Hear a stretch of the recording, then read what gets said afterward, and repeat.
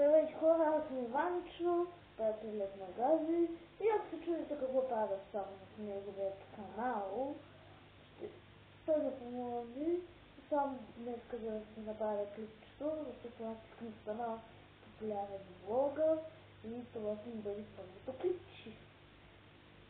Добре, не е първото, ами второто, защото както се спомняте, правих едно клипче с професорът Седнайко.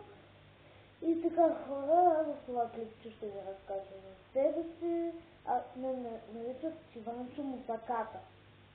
Мусаката ми е приятел, защото мама много ме тъпче с мусака. А аз защо обичам мусаката?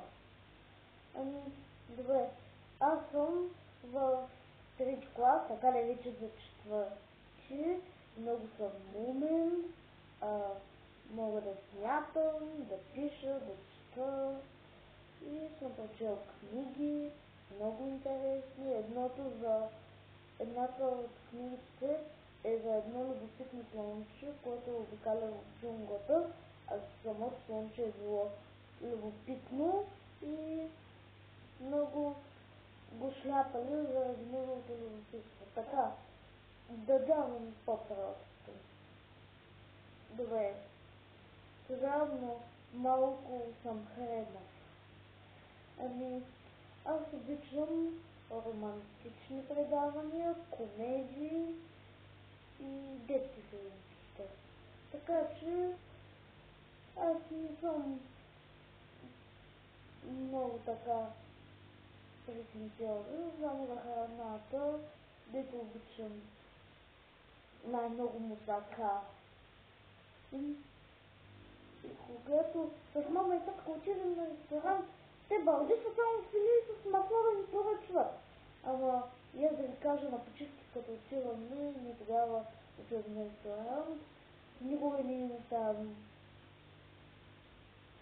да ме предизвикват по този начин.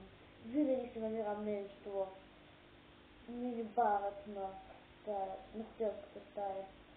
И един съвет за хотелиерите, ако ме гледат. Абе, слагайте по един само хляб, тия вашите мини-барове да е. Там човек е една свилийка с маргарин не може да се намаже. И така хора, аз мисля още да я разказвам.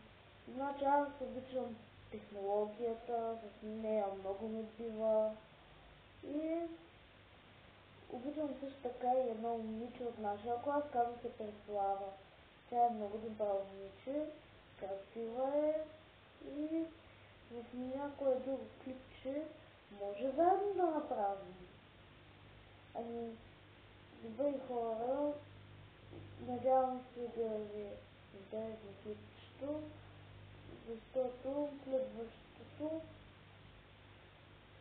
ще бъде в чест на първия, който дигне палче на това видео или се абонира, или натисне камбанката, за да получава известие за всеки мой качен клип. Ами, добре, довиждане и до нови срещи.